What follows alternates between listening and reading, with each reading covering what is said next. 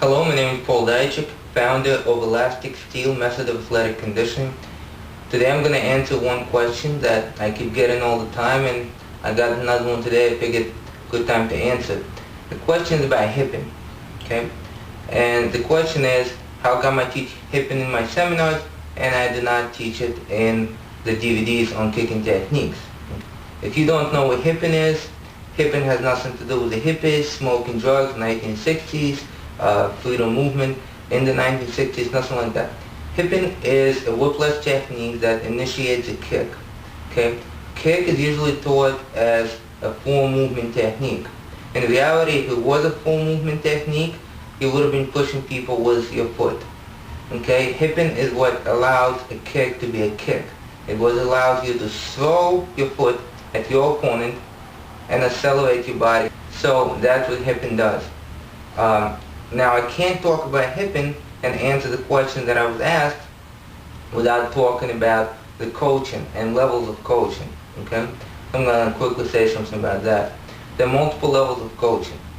A very basic coach, someone who just started out or someone who does not have a lot of experience, is going to see someone perform a kick or punch or throw or catch or any skill and correct what that person sees, usually without any specific direction.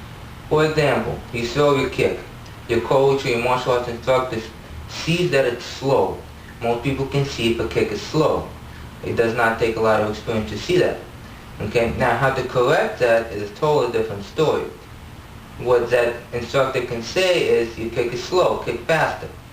And there you are throwing your kicks, and there he is, and he's saying kick faster, faster, faster, faster. Okay? That may work, that may not work. Usually it does not work. Okay? And that is basic level of coaching. Okay? A slight level above that is when a person can actually figure out what's going on, why you're not kicking fast enough. Okay? And then he would see, let's say you have a faulty technique. So he or she will demonstrate the correct technique and say, this is what I'm doing, this is what you're doing, try to do what I do. Okay? Or he'll get somebody else to demonstrate.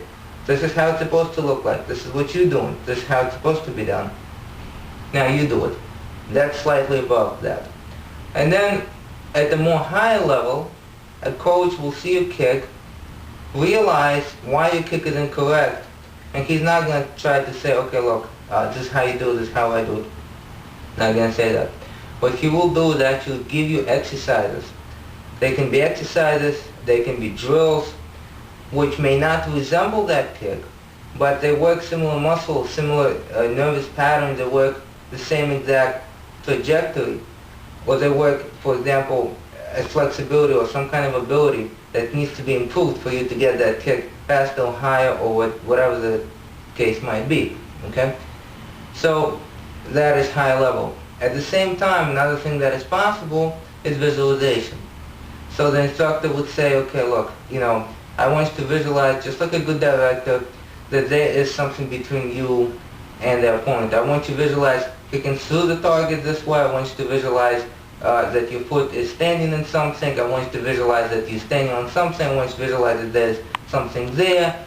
And if he knows why you're not kicking correctly, or she, and he will be able to actually get your kick to be performed well. That's why the katas, if you do them correctly, can improve techniques through the visualization. If, of course, you have the basic understanding of the basic movement. Okay? So now, why don't I teach the hipping in the DVDs? If I teach the hipping in the DVDs, and an instructor without much more understanding than what a basic hipping is going to see the student not doing it, is going to demonstrate it and say to the student, okay, look, do it. And if the student tries to do it, it's not going to come natural. Okay? And this is one of those things that you can't just demonstrate and somebody will follow. You can maybe demonstrate a punch, you can maybe demonstrate whatever, but if you take a skill and you break it down into that many steps, it's not really possible for somebody to follow and do it correctly. So in other words, instead of saying chamber the kick as one move, for example, you were to say lift the knee, inward rotate the knee, outward rotate the supporting leg, pull the toes back, and the person who's doing it is going to get really confused. Okay? Same thing with hipping. It has to come natural. Okay? If a person visualized the correct technique, if a person tried to add power to the visualization techniques that you gave him, if the person tried to add power at least to the training technique, to the drills that you show him, the hipping will be there.